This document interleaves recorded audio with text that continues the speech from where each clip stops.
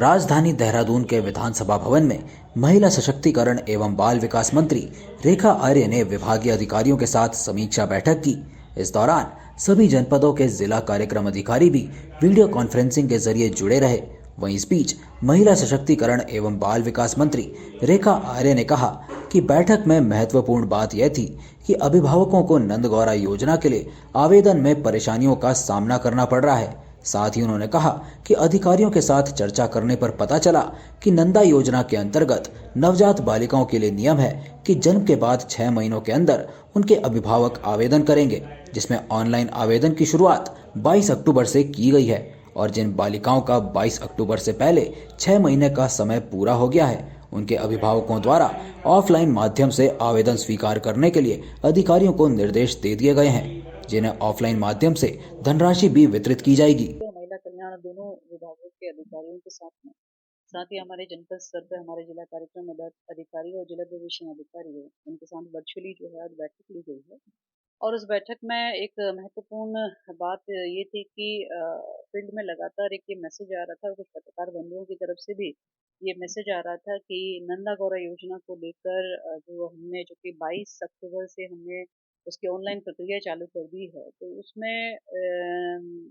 उसमें अप्लाई करने में लोगों को दिक्कत आ रही है। तो उसको लेकर जनपद स्तर के अधिकारियों से चर्चा करी, तो उसमें ये मालूम चला कि जो हमारी पैदा होने वाली बालिका है, जिसमें हम उसे कहते हैं नंदा, और जब वो 12वीं पास कर लेती है तो गौरा के रूप में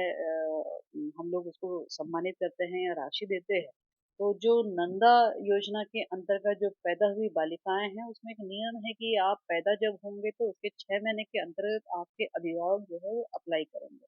चूंकि ऑनलाइन प्रक्रिया चालू हो गई है और ऑनलाइन प्रक्रिया 22 अक्टूबर से प्रारंभ हुई, तो इसका मतलब ये हुआ कि वो नियम चूंकि उसमें 6 महीने का है, तो जो 6 महीना 22 तारीख से पहले पूर्ण कर चुके हैं, तो अब वो उसके लिए अहर्य नहीं होंगे, जो कि 22 तारीख से हमने जो पोर्टल प्रारंभ किया है उसमें वो पोर्टल उसको एक्सेप्ट नहीं करेगा, जिसको लेकर दिक्कतें आ रही थी। तो एक व्यवस्था उनको दे दी गई है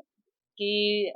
ऐसे आवेदक जिनका कि समय 6 महीने का, पैदा होने वाली बालिका का 6 महीने पूर्ण हो चुका है और जिनके फॉर्म ऑफलाइन ले लिए गए हैं, तो उनको ऑफलाइन एक्सेप्ट कर लिया जाए और उनको ऑफलाइन ही वह धनराशि जो है उनको वह डीबीटी के माध्यम से उनको दे दी जाएगी। परंतु ऐसी बालिकाएं जिनका कि 6 महीने का समय पैदा होने के बाद में अभी बना हुआ है, जो कि पोर्टल जिसको एक्सेप्ट कर सकता है, उसको जो है वो ऑनलाइन प्रक्रिया में लेकर आ जाए, ये आज क्लियर कर दिया है, ताकि जो है अभिभावकों को और लाभार्थी को किसी प्रकार की परेशानी ना हो। तो आज ये स्पष्ट दिशा निर्देश जो है वह विभाग को दे दिया गया है कि आप ऑनलाइन प्रक्रिया, जिनकी 6 महीने का समय पूर्ण हो चुका है उन्हें ऑफलाइन एक्सेप्ट कर लीजिए, और जिनका 6 महीने बना हुआ है उन्हें ऑनलाइन की प्रक्रिया में ले आइए। तो एक ये बड़ा संकट जो है नंदा गौरा को लेकर था वो क्लियर कट हो गया है। इसके साथ ही हमारे महिला कल्याण कोष में धनराशि लगभग 8 करोड़ की धनराशि आबकारी विभाग से प्राप्त हुई थी, जिसमें हमें किस प्रकार से महिलाओं को सशक्त करना है, उस और योजना और प्रस्ताव तैयार करने के लिए विभाग को दिशा निर्देश आज जारी करे हैं। मुख्य रूप से इन बिंदुओं को उसमें संकलित करें, जिसमें हमारे ऐसे बच्चे जो कि अनाथ हुए होते हैं अथवा जिनका एक कमाऊ सदस्य नहीं रहता, चूंकि हमने ऐसे बच्चे जो कि कोविड में अनाथ हुए थे वो हमने कंसीडर कर लिए थे वात्सल्य योजना में।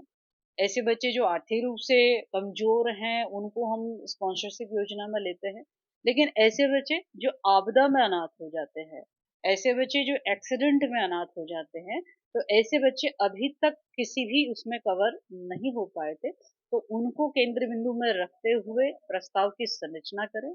इसके साथ साथ में हमारी एकल महिलाओं को लेकर भी तैयारी कर लें, उनके स्वरोजगार की तैयारी कर लें। यह भी साफ दिशा निर्देश दिया है कि उनके एकल महिलाएं, चाहे वो स्वरोजगार के दृष्टिकोण से हो या उनको आर्थिक सक्षमता हमको प्रदान करनी हो उस दृष्टिकोण से हो, तो उसकी भी रूपरेखा वो तैयार करें। इसके साथ साथ में चूंकि पहाड़ी जनपदों में एक समस्या हम जरूर देखने को मिलता है कि महिलाएं खासकर अपने आवास को लेकर लगातार, जब हम चाहे छोटी बैठ के करें बड़ी बैठ के करें, तो अपने आवास को लेकर उनके बहुत सारे विषय बनते हैं। तो उसमें भी मैंने विभाग से कहा है कि हमारी जो पहाड़ी जनपद है, 9 जनपद है, वहाँ की जो महिलाएं हैं जो आर्थिक रूप से बहुत कमजोर है, जो प्रधानमंत्री आवास में भी हो सकता है नहीं कवर हो पा रही हो, तो ऐसी महिलाओं को चिन्हित करते हुए उनको उनके मकान की छत 2 कमरों के बराबर एक छत ना कि कंक्रीट रूप में बल्कि एक प्री फैब्रिकेटेड स्ट्रक्चर के रूप में हम जो है उनको देना सुनिश्चित करें। इस प्रकार की कार्ययोजना जो है वो केंद्र बिंदु में रखते हुए बनाने का काम करें। तो यह 15 नवंबर तक में मैंने उनको ये दिशा निर्देश दिए हैं कि आप प्रस्ताव जो है 15 नवंबर तक में तैयार कर लें ताकि भविष्य में उसमें जो निर्णय होना है वह नए वर्ष के प्रारंभ के साथ में महिलाओं को अथवा बच्चों को एक ऐसा प्रभावशाली निर्णय जो उनको समर्पित किया जा सके और योजना का रूप ले सके तो उसकी हम लोग तैयारी कर सके। तो 15 नवंबर उनको समय दे रखा है और मैं उम्मीद करती हूँ कि नए वर्ष की ओर जब हम बढ़ेंगे तो निश्चित रूप से दोनों में से कोई ना कोई योजना अपना मूर्त रूप लेते हुए महिलाओं या बच्चों को सशक्त करने के दृष्टिकोण से आगे बढ़ते हुए देखेंगे।